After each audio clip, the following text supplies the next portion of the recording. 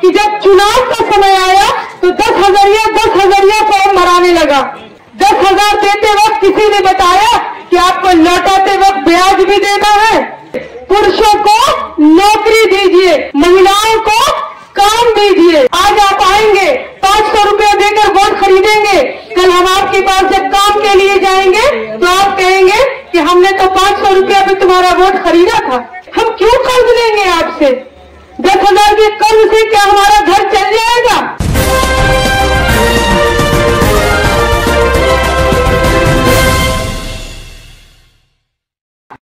तमाम मटिहानी विधानसभा बाजितपुर की सम्मानित जनता, मैं आप लोगों के बीच आई हूँ, आपके घर की बहू बेटी हूँ, तो कोई भाषण देने नहीं आई हूँ, मैं सिर्फ आपसे बात करने आई हूँ। आज मौका है हमारे पास, आज मौका है हमारे पास सोचने का, समझने का, इस बात का फैसला करने का कि हमें क्या मिलना चाहिए था, क्या मिला, और अगर आने वाले दिनों में सरकार बदलती है तो क्या मिलेगा। हम लोग एक सरकार को 20 साल मौका दिया।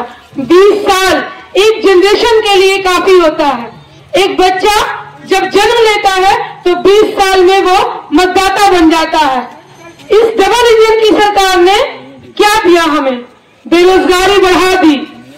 1998-99 से लेकर 2005 तक बिहार से 16% मजदूर पलायन करके बिहार के बाहर काम करने जाते थे। आज वो पलायन दर बढ़कर 35% हो गई है। आज हम किसी भी शहर में जाए, आपको मजदूरी करते हुए मजदूर बिहार के ही मिलेंगे। क्यों? क्या हमारे बिहार में काम हमें नहीं मिल सकता है? हमारे बेगूसराय की बात कीजिए, हम विधानसभा चुनाव लड़ रहे हैं। हम जब देश का चुनाव लड़ते हैं तो हम देश के मुद्दे की बात करते हैं। जब हम बिहार का चुनाव लड़ रहे हैं तो हम बिहार की बात करेंगे। जब हम बिहार की बात करेंगे तो बिहार में मुद्दा क्या है ये बात करेंगे। बिहार में लॉ एंड ऑर्डर का, विधि व्यवस्था का मुद्दा है, बेरोजगारी का मुद्दा है, स्कूल में सही पढ़ाई नहीं हो रही है, हॉस्पिटल्स में बिल्डिंग तो बन गए लेकिन क्या जांच सही से होती है? दवा मिलता है, चिट्ठा लिख के भेज दिया जाता है, बाहर से दवा ले लीजिए। जांच लिख दिया जाता है, बाहर से जाकर करा लीजिए।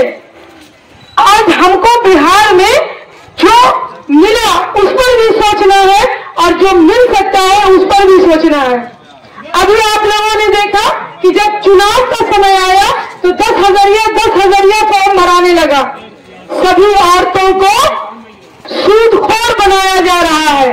10,000 देते वक्त किसी ने बताया कि आपको लौटाते वक्त ब्याज भी देना है। आप जाकर उसकी छानबीन कीजिए, इंटरनेट पर खोल के पढ़िए, उस पर लिखा है कि 6% से 12% तक ब्याज दर लगेगा। जीविका में ये 10,000 लोग पहले भी मिलता था। जो समूह से जुड़ी हुई महिलाएं होंगी उन्हें अच्छे से पता होगा कि जब वो 10,000 लेती थी तो उन्हें 11,000 लौटाना पड़ता था। 1,000 रुपया महीना 11 महीने तक। हमें नहीं चाहिए ब्याज आपका, नहीं चाहिए आपके 10,000, हमें रोजगार चाहिए। आप उद्योग लगाइए, महिलाओं को काम दीजिए, पुरुषों को नौकरी दीजिए। हम क्यों कर्ज लेंगे आपसे? 10,000 के कर्ज से क्या हमारा घर चल जाएगा? आज आप आएंगे 500 रुपया देकर वोट खरीदेंगे, कल हम आपके पास जब काम के लिए जाएंगे तो आप कहेंगे कि हमने तो 500 रुपया पे तुम्हारा वोट खरीदा था। कैसा हक? आज हमको फैसला करना है कि हम वोट अपने जो कानूनी अधिकार है उस अधिकार की बदौलत देंगे और कल 5 साल तक अपने चुने हुए जनप्रतिनिधि से नजर में नजर मिलाकर खड़े होकर सवाल करेंगे कि हमने एक वक्त पर आपको चुना, आज आपको हमारे लिए खड़ा होना है। आपको देखना है कि कौन सा जनप्रतिनिधि आपके सुख दुख में आकर खड़ा होता है, आपके बुनियादी जरूरतों को पूरा करता है, आपके नौजवानों की, छोटे छोटे बच्चों की भविष्य की हिफाजत कर सकता है। आज मौका आपके हाथों में है। चुनाव कभी कोई नेता नहीं लड़ता है, चुनाव जनता लड़ती है, हुकूमत नेता करता है। आज हमारे लड़ने का वक्त है। आज हमें वोट डालना है, कल उनको हमारे लिए काम करना है। आप लोग अपने समझ-बूझ का परिचय देते हुए अपने लिए बेहतर प्रतिनिधित्व को चुनिए। हमें नेता चुनना है, नेता चुनने में हम उसकी व्यवहारिकता देखेंगे। कौन हमारे जब हमको जरूरत होती है हमारे एक कॉल पर हाजिर होता है, और किसको हम कॉल करते हैं तो पीए उठाकर बोलता है कि अभी विधायक जी बिजी है मीटिंग में, बाद में बात करेंगे। जरूरत अभी है, हम बाद में क्या बात करेंगे। तो आप सब लोग अपने बच्चों के भविष्य के लिए हर हाथ को काम मिले, हर बच्चे को सही शिक्षा व्यवस्था मिले, हर महिला को सम्मान मिले, इसके लिए वोट कीजिए।